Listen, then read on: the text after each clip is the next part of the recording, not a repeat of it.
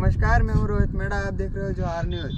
तो आज शिवगढ़ के खेरखुटा गांव में चिंतन शिविर रखा गया है, जिसमें बाप पार्टी के सभी विधायक, सांसद और अन्य कार्यकर्ता भी बता रहे हैं, जो इस क्षेत्र के विकास के लिए सोचेंगे, मंथन करेंगे और क्या सुझाव देंगे और क्या भाषण देंगे। वो सारे वीडियो इस चैनल पे मिलेंगे।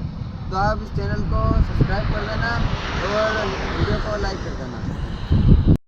पहला काम है पानी। पानी हमको मिलेगा हमारे इलाके का। हम पानी के आरक्षण की बात करते हैं। यदि हमको पानी मिलेगा तो आपका खेत के अंदर एक खड़ाट की जगह ने यदि महिला है, वो गैर महिला ये आपका सब्जी उगाएगी तो कम से कम बच्चों को अच्छा खाना खिला पाएगी। सही है गलत है?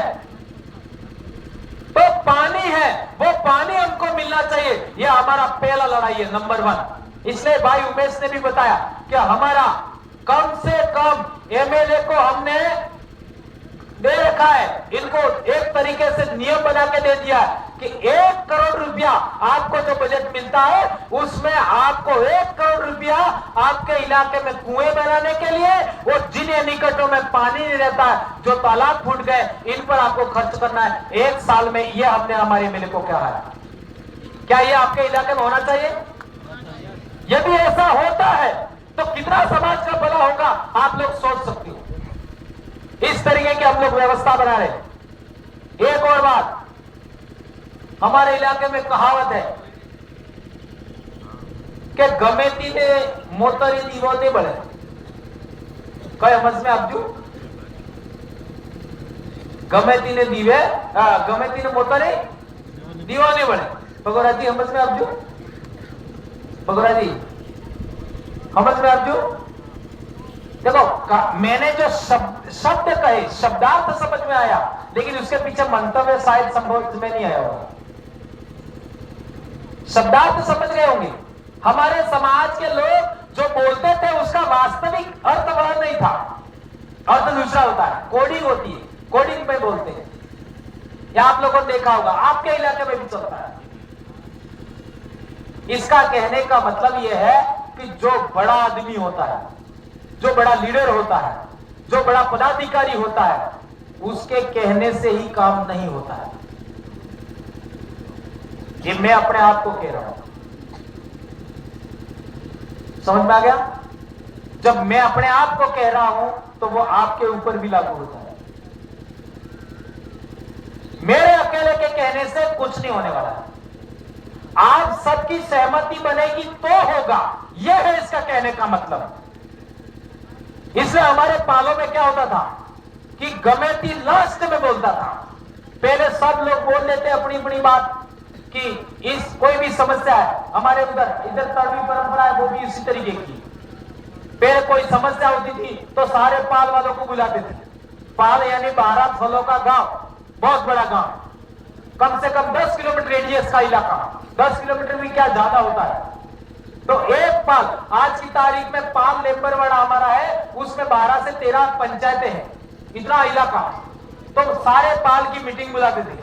उस मीटिंग के अंदर सभी लोग इस समस्या का क्या समाधान हो वो अपनी बात रखते थे और सबकी सहमति जो बनती थी उस पर गमेती होता था, वो अपनी बात रखता था और वो रजाबंदी होती थी और वो काम करते थे।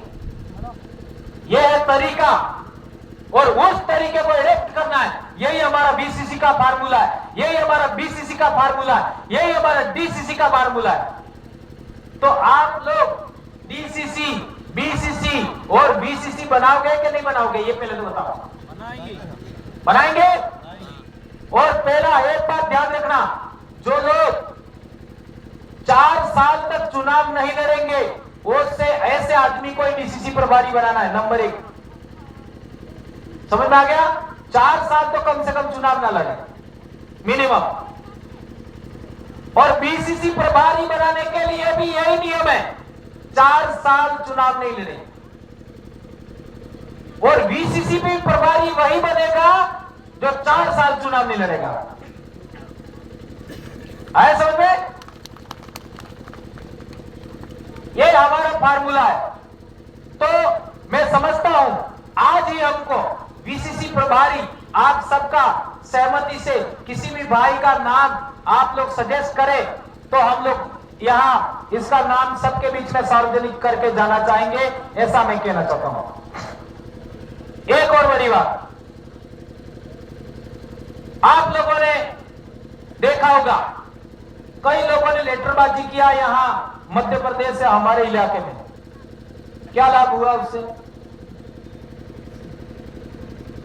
मैं कहना चाह रहा हूं, क्या कहना चाह रहा हूं समझ में आ रहा है? कई सारे लोग हमारे साथ थे और उन्होंने जैसे बदला लेना चाहते हो, है ना, इस तरीके से लेटरबाजी किया और कई उम्मीदवार खड़े कर दिए। क्या हुआ? क्या हुआ?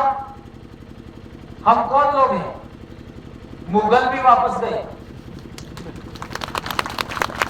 और तुम कौन हो? तुम भी तो हमारे वहां से आए हो, है? तुम भी तो वही हो।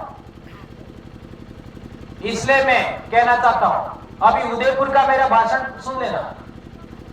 एससी के भाइयों ने मीटिंग करके मुझे बोलने के लिए आमंत्रित किया, उन्हीं को डांटा, जिन्होंने बुलाया उन्हीं को, और वास्तव में ऐसा होता है इसलिए मैंने डांटा। मुस्लिम समाज के भाई भी थे, राजपूत समाज के भाई भी थे, ओबीसी भाई भी थे, आदिवासी भाई भी थे।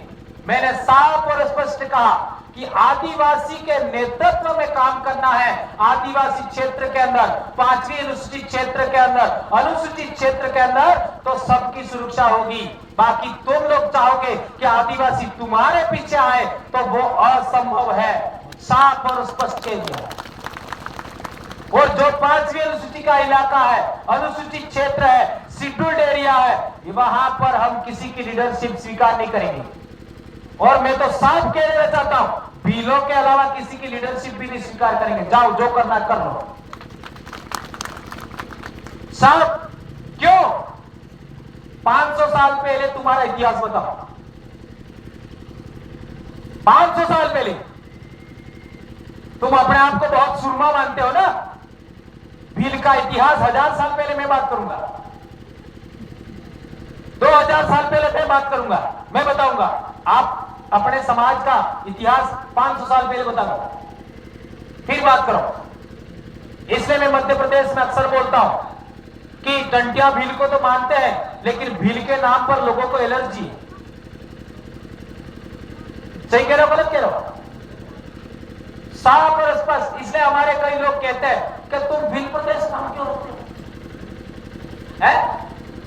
तुम ये नाम रखो, इस नाम से राज्य नहीं बन सकता, ऐसा फलना टेकड़ा माकड़ा बहुत सारे लोग बोलते हैं। भील प्रदेश बोला क्यों है, ये कभी आपको मालूम पड़ा है? क्यों बोला है?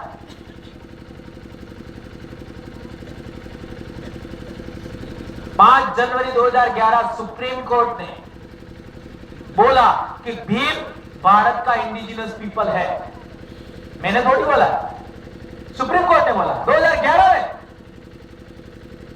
और जितने भी पुराने शास्त्र हैं, चाहे वो संस्कृत भाषा के हो, पाली पाकित भाषा के हो, चाहे किसी भी जो बाहर से ट्रेवलर्स आए, चीन के आए, अरब से आए, मध्य एशिया से आए, मुस्लिम आए, कोई भी जो ट्रेवलर्स आए, उन्होंने भी भीलों का उल्लेख किया। तुम्हारा क्या बताओ, बताओ मेरे को। और भील तो राजा थे, जहां जहां भील राजा थे वो भील प्रदेश। एक लाइन में जवाब, जहां जहां भील राजा थे वो भील प्रदेश। ये जमीन की ही लड़ाई है, पर ये थोड़ा सा ये ठीक करोगे तब समझ में आएगा। जब हमारे बाप दादे राजा थे तो जमीन किसका था? हमारा था। अरे दावेदारी तो करो। वो लोग तो नाम रख देते नदियों का, पहाड़ों का। ये आपका उज्जैन की नदी है छिबरा, ये छिबरा किसका नाम था बताओ मेरे को? छिबरा किसका नाम था?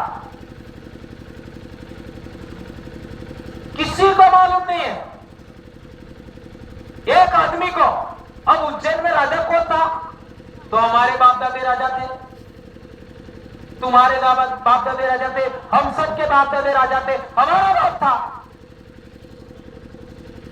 उज्जैन का महाकाल है हमारे बाप दादों का आस्था, आपका आराधना स्थल, उपासना स्थल है। लेकिन हम उसका इतिहास नहीं जानते, उसका भी इतिहास हमको समझना पड़ेगा। तो वो हमारे पूर्वजों के नाम पर वहां का सबसे प्रसिद्ध उपासना स्थल है, वहां हमारे बाप दादे राजा थे, हमारे बाप दादा वो नगर बनाया, तो उस नदी का नाम हमारे बाप दादाओं की व्यवस्था के अनुसार होना चाहिए, नहीं है। किसका नाम है? छिपरा। तो आपको इतिहास पढ़ना पड़ेगा मिस्र का, आपको इतिहास पढ़ना पड़ेगा इजराइल का, आपको इतिहास पढ़ना पड़ेगा सीरिया का, आपको इतिहास पढ़ना पड़ेगा यूनान का, आपको इतिहास पढ़ना पड़ेगा तुर्की का, आपको इतिहास पढ़ना पड़ेगा ईरान का, आपको इतिहास पढ़ना पड़ेगा मध्य प्रदेश का, तब बत्ती जलेगी। और आपको इतिहास किसका पढ़ना है? बाजना के अलावा बाहर का नहीं। तो कैसे समझ में आएगा? कैसे समझ में आएगा? एक बहुत बड़ा प्रभेद था इनका बड़ा, उसका भारत में नाम अलग है, बाहर नाम अलग है, उसकी मां का नाम था छिपरा। इतना मैं क्लू दे देता हूं। वो लोग बाहर से आए, उन्होंने अपनी मां का नाम हमारे सबसे पुराना आदिवासियों का राजा था, सबसे पुराना आदिवासियों का राज था, उस इलाके की नदी का नाम रख दिया। और हमारे नाम पर शहर में क्या बताओ? आदिवासियों के नाम पर रतलाम में क्या बताओ? जागुआ में क्या बताओ?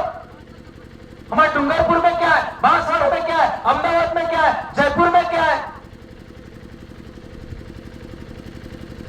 एक दिन के लिए वो जनजाति गौरव दिवस मना देंगे। आप सवाल करिए, हर एक शहर के अंदर आप लोग हमारे आदिवासी महापुरुषों की मूर्तियां लगाते हो तो आप जनजाति गौरव दिवस मनाइए। इतना सवाल तो कर सकते हो ना? अरे हमारे धमसितकी तीबर का पाखे के एक में मूर्ति तो लागेंगे है? हमारे बोलने की वजह से वो लोग सड़क पर आए, जनजाति गौरव दिवस मनाया, वो हमारी वजह से। ये कितना बड़ा काम है। इसमें आप लोग भी आगे, हम भी आगे, सब आगे। हम इतने सालों में 2012-13 से इतना बड़ा जनजागरण नहीं करते, कोई करते? ये किसकी मेहनत है? हमारी मेहनत है। तो यदि आप लोग बार बार बोलोगे कि हमारा आदिवासियों का बजट है, आदिवासी क्षेत्रों में सार्वजनिक कुएं बनाने, सार्वजनिक तालाब बनाने, सार्वजनिक एनीकट बनाने और आदिवासियों की खेती बाड़ी, पशुपालन, शिक्षा, स्वास्थ्य के लिए खर्च करना है, बार बार बोलोगे, उनको करना पड़ेगा। आदिवासी स्कूलों में मास्टरों की संख्या कितनी है बताओ? जितना पढ़े खा लिए, तो आपका जितने जनप्रतिनिधि है, चाहे वो एमएलए हो, एमपी हो, प्रधान हो, जिला पंचायत वाला हो, पंचायत समिति वाला हो, सब बोलो, सरपंच हो, हमारे आदिवासी गांवों में इतना पद खाली है, पहले भरो। ये भी अभियान हम चलाने वाले हमारे इलाके में, तो आपको भी करना होगा। और एक अंतिम बात, आप लोगों ने कई बातें सुनी, मैंने आपको डांटा, कई भाइयों को बुरा भी लगा होगा। इससे मेरा कोई मकसद नहीं है आपको डांटना। यदि आप लोग मेरे को यहां बुलाते हो और मेरे को सुनते हो, तो मैं तो कहीं भी जाऊंगा, जो मेरे समाज के प्रतिकूल बात दिखेगी, जो मेरे समाज के लिए गलत बात दिखेगी, मैं बोलूंगा, कोई रोक नहीं सकता। और आपको पता ही होगा, आदिवासी एकता परिषद का उदाहरण है। मुझे पता है कि वो संचालन करने वाले, वो संगठन करता, मेरे बोलने से असहजता महसूस करते तो भी बोलता हूं। मालूम होगा आपको, सही है गलत है? तो भी बोलता हूं, और वो मेरे को रोक भी नहीं पाएंगे। क्यों? कड़वा बोलने की आदत है। जागुआ में आपने देखा होगा, हर जगह कहां भी जाओ देखा होगा। इसलिए आप लोगों के बीच में मैंने बात रखी, और सबसे ज्यादा आपके इलाके में नेताओं का विरोध होता है, तो तुम्हारा वहां विधानसभा में लोकसभा में जाके बोलेगा कौन? बताओ, जवाब दो। क्या हमारे कहने से लोग वोट देना बंद कर देंगे? है? अरे वो तो वोट के लिए घर घर दारू बेच रहे हैं, घर घर बकरा बेच रहे हैं, घर घर पैसा बेच रहे हैं, एक एक वोट का 2-2, 3-3 हजार रुपए दे रहे हैं। तो क्या हमारे लोग वोट देना बंद करेंगे? है? क्या विकल्प है आपके पास? इसलिए मैं कहना चाहता हूं, इन बात का ख्याल रखिए और आप कोशिश करिए इस जाजम से आदमी जाए और वो हमारी बात वहां रखे विधानसभा और लोकसभा में। ऐसा आप काम करिए, यह हमारा कहना है। तो आप ऐसा करेंगे, ऐसी मैं आशा करता हूं। किसी को गलत लगा हो तो मैं भी आपका भाई हूं, जिसको भी बहस करनी है आ सकता है, कोई आपत्ति नहीं है। हर बार मैं कहता हूं, मेरे पास आज तक बहस करने कोई आया नहीं, जिसको आना है आ सकते हो, और गारंटी है हारना तो आपको ही है। कोई जीता नहीं अभी तक, गैर आदिवासी भी नहीं जीते, कई लोगों ने बहस करके देख लिया है, और जिसको भी बहस करना है आ सकते हो, ठीक है? तो मैंने बहुत कड़वी बातें आपके बीच में रखी, आपको बुरा भी लगा होगा, लेकिन एक काम मैं और किए वगैरह ऐसे जाऊंगा नहीं, इसलिए आप बाहर खड़े हो, वो भी अंदर आ जाओ, आप भी अंदर आ जाओ और सब खड़े हो जाओ।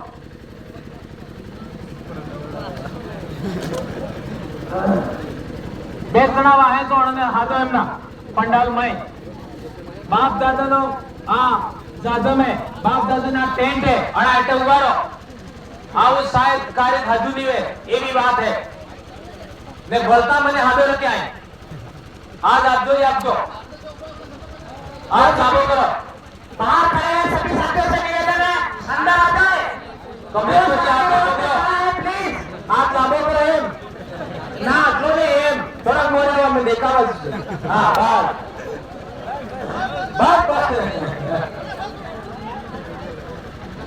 हाँ, मैं ऐसा करके मेरा नाम बोलूंगा, आपको अपना अपना नाम बोलना, ठीक है?